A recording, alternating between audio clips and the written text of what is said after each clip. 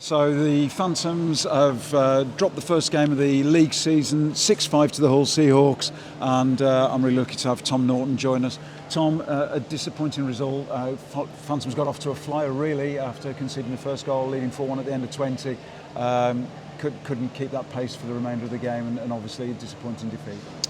Yeah, it's really disappointing. The fact that, like you say, we were 4-1 up coming into the second period, and then kind of let it slip. You know, they're a good team. You know, they were full strength.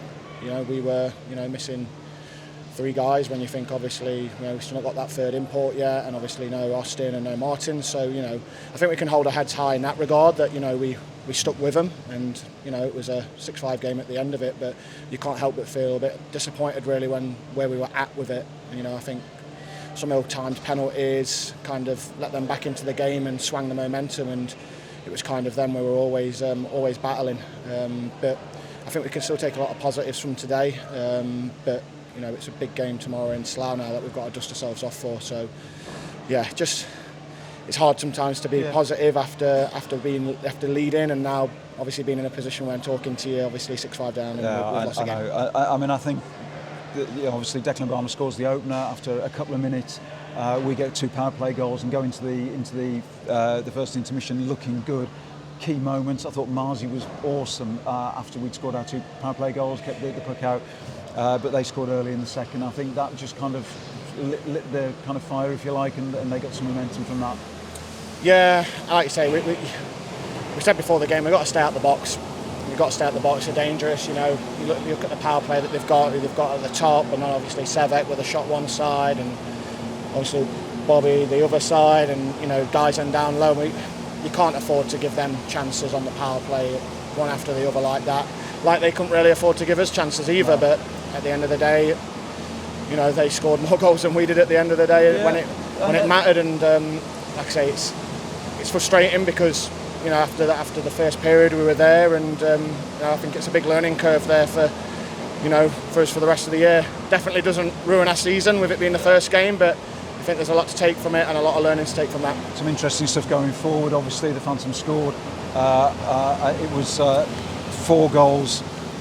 Sorry, I'm going to say that again. We scored 5 goals, and McLaughlin faced 25 shots, so it's a pretty good ratio.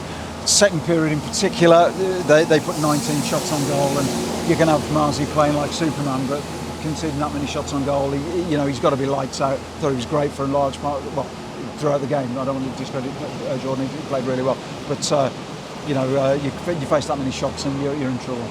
You're going to face that many shots when you give that many power plays up in the second period. That's how it works. So, and like you say, it's the law of averages then, isn't it, really? 19 shots that he's facing, and obviously power plays, the more you give up, the more chances you're giving them, and when they've got shooters like that, they're going to bury. Yeah.